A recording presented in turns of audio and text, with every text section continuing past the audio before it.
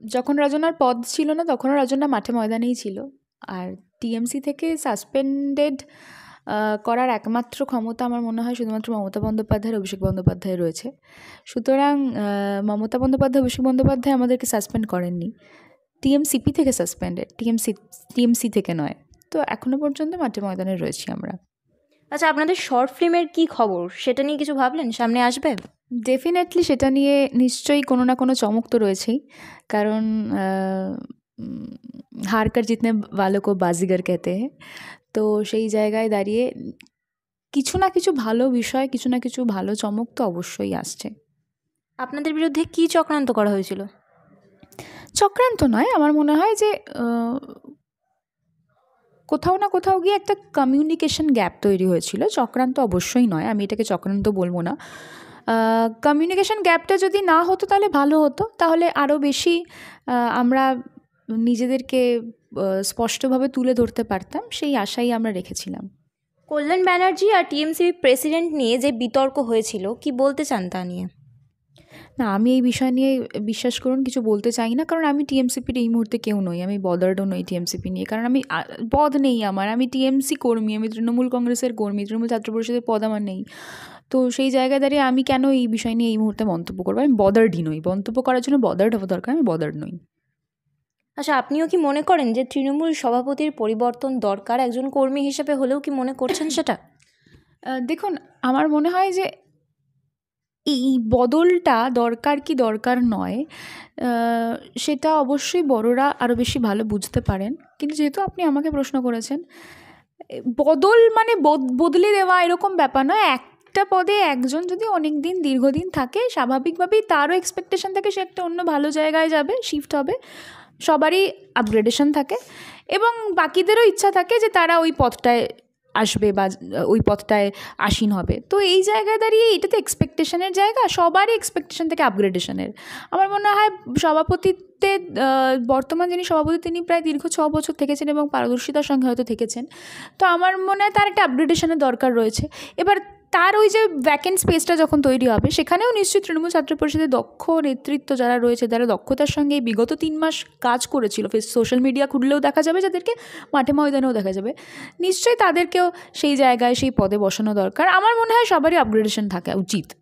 আচ্ছা, বামেদের ছাত্র পরিষদ এসএফআই মাঠে নেমেছে ট্যাব দুর্নীতি নিয়ে, কি বলবেন? এত কিছু দুর্নীতি নিয়ে মাঠে নেমেও তোদের কোনো লাভ হচ্ছে না। 6টা ইলেকশনের 6টা সিটেই কিন্তু ওনারা অত্যন্ত দুঃখের সঙ্গে খারাপ রেজাল্ট করেছেন। সুতরাং আমার মনে হয় ওনাদেরকে বেশি পাত্তা না দিয়ে নিজের কাজ নিজে নিয়ে এগিয়ে যাওয়াটাই বেটার। তারা এত সব কিছু জেনে যায়, তবুও এইটুকু এফোর্ট দিয়ে, এইটুকু কনসেন্ট্রেশন দিয়ে ভোটটা জিততে পারে না। এবং আপনারা নিশ্চয়ই দেখেছেন, আপনাদের চ্যানেলও দেখিয়েছে, নিশ্চয়ই আশা রাখছি যে কীভাবে একটা ঘটনাকে পলিটিসাইজ করার চেষ্টা তারা ক্রমাগত 3 মাস 4 মাস ধরে করে গেছিলো, এবং আগামী দিনেও করার একটা চক্রান্ত তাদের ছিল, ভোটের হাতিয়ার হিসেবে ব্যবহার করার চক্রান্ত ছিল। কিন্তু তারপরেও সাধারণ মানুষ বিপুল জনসংখ্যায় মামাটি মানুষের উপর ভরসা রেখেছে, সেটা আমরা দেখেছি। সুতরাং তারা কি বললো, আমি একেবারেই বলতে নস্যাৎ করে দিলাম তাদের কথাকে, আর তারা কি বললো সেটা নিয়ে সাধারণ মানুষের, আমিও সাধারণ খেটে খাওয়া মানুষ, আমাদের কিছু যায় আসে না। দেখুন, বেআইনি ইউনিয়ন চালাচ্ছে কি চালাচ্ছে না সেটা আমরা এসএফআই থেকে শুনবো না, কারণ দীর্ঘদিন ধরে এসএফআইরা, যখন সিপিএম ক্ষমতায় ছিল তখন এসএফআই দ্বারা অধিকৃত বিভিন্ন কলেজে বিভিন্ন রকমের গুন্ডামি মস্তানি দীর্ঘদিন ধরে চলেছে। তাই তারা এখন নিজেদেরকে ওই ঢাকার জন্য, নিজেদেরকে জাস্টিফাই করার জন্য যদি এসব বলে থাকেন, তাহলে সেটা তাদের রুচি। আর তৃণমূলের কাকুরা কলেজে কেন থাকতে যাবে? কলেজ মানে তো তৃণমূল ছাত্র পরিষদ, তৃণমূল ছাত্র পরিষদের একটা এজ লিমিট রয়েছে, নিশ্চয়ই সেই এজ লিমিটের দাদা দিদিরা বলুন, ভাই বোনরা বলুন, তারাই থাকবে। এই কাকু বলে যে ব্যঙ্গ পরিহাস করার চেষ্টা হচ্ছে, আমার মনে হয় এটা তো ওনাদের থেকে শেখা।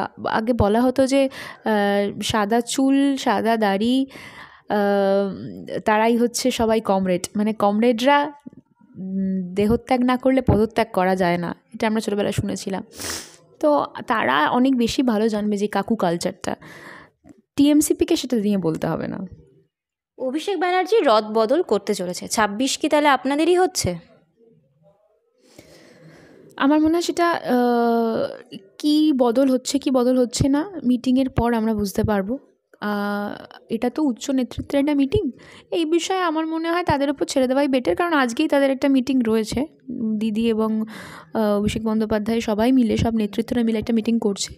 তো একটু অপেক্ষা করি, আমরা সবাই তো জানতেই পারবো কী হচ্ছে না হচ্ছে। 26 তো ডেফিনেটলি আমাদেরই, কিন্তু তবুও আমরা জানতে পারবো। তাই দেখা যাক, একটু অপেক্ষা করার পরেই তো হয়তো কিছু না কিছু নিশ্চয়ই দেখতে পাবো। 26-এর নির্বাচনে তো ডেফিনেটলি মানে উপনির্বাচন দেখলে তো বোঝা যায় যে কিছু না কিছু একটা ভালো আশা রাখছি হবে। তো ডেফিনেটলি ভালো কিছু হবে, এইটুকু বিশ্বাস রয়েছে। মীনাক্ষী, শতরূপ, সৃজন, দীপশিতাদের নাকি শুধু এফবিতেই দেখা যায়। আপনাদের দলের সমর্থকরা কি বলছে? আপনার কি মতামত?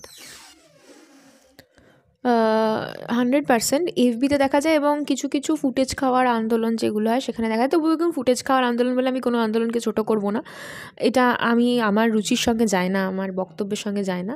কিন্তু আমি দেখেছি যে মীনাক্ষীর প্রতি মানুষের কিছুটা বিশ্বাস হয়তো ছিল, কিন্তু মীনাক্ষী সেই বিশ্বাস অনুযায়ী মানুষের কাছে হৃদয়ে পৌঁছে যেতে পারেনি। কারণ একটা ম্যাসিভ বড় আন্দোলন হলো, সেই আন্দোলনে মীনাক্ষীর ভূমিকা নিয়ে অবশ্যই আমার প্রশ্ন করার আমি কেউ নেই, আমার সেই ধৃষ্টতাও নেই, কিন্তু তবুও আমার প্রশ্ন করতে ইচ্ছা হয়, সাধারণ মানুষ তো দিনের শেষে, যে তার ভূমিকা কি শুধুমাত্র এই আন্দোলনে যতটুকু সেই মুহূর্তে দাঁড়িয়ে আরজি করে গোলযোগ পাকানো যায় সেই ততটুকুই কি তার ভূমিকা ছিল? তারপরে এত একটা বড় আন্দোলন, সেখানে তার ভূমিকা নিয়ে প্রশ্ন তুলতে আমার ইচ্ছা করে। এবং বাকিদের যাদের নাম আপনি নিলেন, অবশ্যই তাদের তো এই আন্দোলনের সময় খুব চমকদার কিছু কথা বলতে শোনা গেছে, খুব রংচং মাখানো কথা বলতে, খুব রসিয়ে রসিয়ে কথা বলতে শোনা গেছে সোশ্যাল মিডিয়ায়, কিন্তু মাঠে ময়দানে সত্যিই কাউকে দেখা যায়নি। আচ্ছা, আপনার কি মনে হয় যে সিপিএমের যুব নেতারা মানুষের সাথে মিশছে না? আরও বেশি মেশা উচিত ছিল। মিশছে না কি মিশছে সেটা তাদের দল বলতে পারবে। আমার মনে হয় আরও বেশি মেশা উচিত ছিল। তবে কীভাবে মিশবে দেখুন, যারা আজকে সিপিএমের যুব নেতা, আমি মীনাক্ষীকে বাদ দিয়ে বলছি, বাকি সবাইকে বলছি, তাদের আমি জানি না, আমি কারোর ব্যাপারে সেভাবে মন্তব্য করতে পারবো না, কিন্তু আমার মনে হয় তাদের প্রত্যেকেরই একটা সিপিএম হলেও বুর্জোয়া মানসিকতা তাদের মধ্যে রয়েছে। কারণ প্রত্যেকেরই আপনি ব্যাকগ্রাউন্ড যদি চেক করেন, সেরকম পরিবার এবং সেরকম জীবনযাত্রা, মানে তাদের কথার বলা এবং কাজ করে দেখানো, দুটোর মধ্যে হেলেন হেভেন ডিফারেন্স রয়েছে। তো সেই জায়গা থেকে তারা মানুষের সঙ্গে মিশবে কী করে? তারা তো সেইভাবে মানসিকতা নিয়েই বড় হয়নি, বা সেই মানসিকতা নিয়েই তো রাজনীতিতে আসেনি। রাজনীতিতে এসেছে তাদের পূর্বপুরুষরা যেহেতু রাজনীতির ময়দানে ছিল এবং তাদেরকে যেহেতু হাত ধরে এগিয়ে দিয়েছে, তাই তারা এসেছে। তো আমার মনে হয়, আমি অবশ্যই মীনাক্ষীকে ক্ষেত্রে বাদ রাখলাম, কিন্তু আমার মনে হয় যে আরও বেশি ছাত্র যুবর সঙ্গে মেশার স্কোপ যদি তারা পেত। এবার এটা তো তাদেরও দুঃখের কারণ যে ছাত্র যুবরা তাদের সঙ্গে মিশতে চায় না, সিপিএমকে মানুষ আর নিতেই চায় না। তো তার যদি মিশতো তাহলে হয়তো আরও বেশি তারা সেই জায়গাটা পেত। ভুল করতে করতে ভুলের পরিমাণটা এত বড় একটা জায়গায় তারা চলে গেছে দীর্ঘ 34 বছরে, যে ফিরে আসাটা খুবই ডিফিকাল্ট। মানে মানুষ কোনোদিনই হয়তো আর তাদের পুনরায় বাংলায় নেবে না। সিপিএমের অহংকার কি এখনও যায়নি? প্রশ্ন তুলছে অনেকে। এটা তো সিপিএম বলতে পারবে, আমি বলতে পারবো না। আর সিপিএম নিয়ে আমি এত উত্তরও দিতে পছন্দ করছি না, কারণ যারা মার্কেটেই নেই তাদের নিয়ে আমি কথা ব্যয় করে সময় নষ্ট করে কী লাভ, তাই না? শুভেন্দু অধিকারীকে অনেকে বিজেপির রাজ্য সভাপতি হিসেবে চাইছেন। তৃণমূলের লড়াই কি কঠিন হতে পারে তাহলে? শুভেন্দু অধিকারী খুব বলেছিলেন লোকসভা নির্বাচনের আগে, হ্যান কারেঙ্গা ত্যান কারেঙ্গা। অবশ্যই তিনি মাননীয় সম্মানীয় বিরোধী দলনেতা, কিন্তু তারপরেও তিনি লোকসভায় যে খুব বেশি কিছু করে দেখাতে পেরেছেন, উল্টে এইতে বিপরীত করেছেন বিজেপির। তাই তাকে রাজ্য সভাপতি করা হবে কি হবে না সেটা বিজেপির কনসার্নের বিষয়, আমাদের নয়। আর দ্বিতীয় বিষয়, তৃণমূল কংগ্রেস আমার মনে হয় এই মুহূর্তে দাঁড়িয়ে শুধুমাত্র যদি কারো কাছে জবাবদিহি করতে চায় বা জবাবদিহি করতে পারে বা ভয় পেতে পারে, সেটা সাধারণ মানুষ।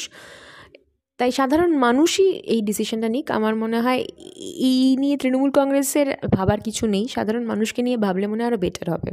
শুভেন্দু অধিকারী, যিনি লোকসভা নির্বাচনে অনেক কিছু করার দাবি নিয়ে এসেছিলেন, কিন্তু কিছুই করতে পারেননি দিনের শেষে, উপনির্বাচনেও তাই। খুব দুঃখিত আমরা অ্যালাস, যে বিজেপিতে গিয়েও সেখানেও ভরাডুবি করলেন শুভেন্দু অধিকারী। তো আমার মনে হয় যে এটা নিশ্চয়ই বিজেপি বুঝবে, সেটা আমাদের এত মাথা ঘামিয়ে লাভ নেই, কিন্তু বিজেপি সেটা নিশ্চয়ই ভেবে দেখা উচিত। 1 কোটি সদস্য সংগ্রহ অভিযানের ডাক দিয়েছিল বিজেপি। পাস মার্ক 35 লাখের ধারে কাছেও যেতে পারল না। খুব দুঃখের বিষয়। পাশ করবে কি করে বলুন? যাদের ওই প্রাইমারি সেকশনের ভিতটাই নড়বড়ে থাকে তারা কি করে সেকেন্ডারিতে গিয়ে পাশ করে, তাই না?